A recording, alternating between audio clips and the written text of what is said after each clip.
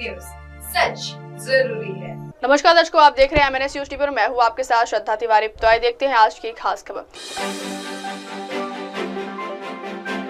संजय को उम्र कैद मिलने के बाद मां ने खुद को घर में किया कैद। एसएससी अतुल सुभाष की मां को झटका। दिल्ली बीजेपी के संकल्प पत्र का दूसरा भाग कल होगा जारी। तो आइए देखते हैं खबरें विस्तार से। संजय को उम्र कैद मिलने के बाद मां ने खुद को घर में किया कैद।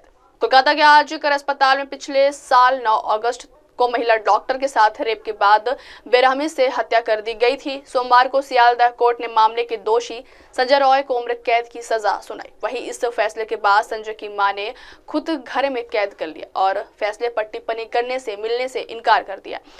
इससे पहले दिन में जब मीडिया के लोग शहर में उनकी झुग्गी के सामने पहुंचे तो संजय की मां मालती ने कहा था कि वो इस घटना को लेकर काफी शर्मिंदा है। उन्होंने मीडिया कर्मियों से कहा कि उन्हें अकेला छोड़ दे। 75 साल की मालती ने कहा था कि उनकी भी 3 बेटियां हैं और बेटियों की मां होने के नाते वह मृतक डॉक्टर के माता पिता का दर्द समझ सकती हैं। उन्होंने कहा था कि उनके बेटे को जो भी सजा मिलेगी वह उसका समर्थन करेंगी।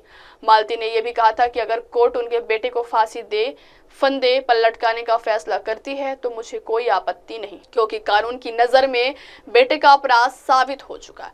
उन्होंने कहा था कि वो अकेले में रोएंगी लेकिन इसे नियति का खेल मानकर स्वीकार कर लेंगी। अगली खबर, एसएससी अतुल सुभाष की मां को झटका।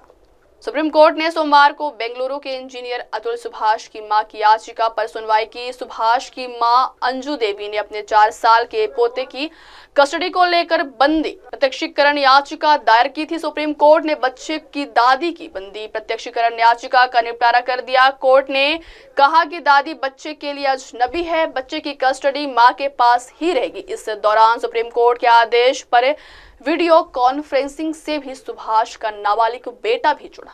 जस्टिस बीवी नागरत्ना और जज सतीश चंद्र शर्मा की पीठ ने सुभाष की अलग रह रही पत्नी निकिता सिंघानिया की ओर से पेश वकील से बच्चों को वीडियो कॉन्फ्रेंसिंग के जरिए पेश करने को कहा। कोर्ट ने कहा कि हम बच्चे को देखना चाहते। वही आधे घंटे बाद वर्चुअली बच्चे को पेश किया गया। वही याचिकाकर्ता ने अधिक विस्तृत हलफनामा दाखिल करने के लिए 1 सप्ताह का समय मांगा, लेकिन जस्टिस नागरत्ना ने ऐसे किसी भी अनुरोध को खारिज कर दिया और कहा ये एक हैबियस कॉर्पस केस है। अगली खबर, दिल्ली बीजेपी के संकल्प पत्र का दूसरा भाग कल होगा जारी। दिल्ली विधानसभा चुनाव को लेकर कांग्रेस से लेकर बीजेपी और आम आदमी पार्टी एड़ी चोट का जोर लगा रही है। एक तरफ आम आदमी पार्टी चौथी बार सत्ता पर काबिज होने की पुरजोर कोशिश कर रही है, तो वही दूसरी तरफ कांग्रेस और बीजेपी अपने सियासी वनवास को किसी भी हाल में खत्म करने की जुगत में जनता को भुलाने के लिए तीनों ही पार्टियां लोग को लुभावन वादे कर रही है। इस बीच खबर है कि बीजेपी मंगलवार 21 जनवरी को पार्टी के संकल्प पत्र का दूसरा भाग जारी करेगी। वही पार्टी राजधानी में 200 नए स्कूल और 10 नए बड़े कॉलेज खोलने का भी वादा कर सकती है। इसके साथ ही दिल्ली की बसों और मेट्रो में रियासत और रोजगार के साधनों की भी घोषणा की जा सकती है। पार्टी इस चुनाव में युवाओं को काफी तवज्जो दे रही है।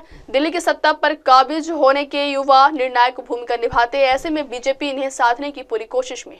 अब वक्त हो चला दर्शकों ब्रेक से लौटने के बाद देखेगा देश और दुनिया की तमाम बड़ी खबरें। बने रहिए MNS न्यूज टीवी पर। नमस्कार। Hi, this is Abhijit Sawant and you are watching MNS news. आप देख रहे हैं MNS न्यूज, सच जरूरी।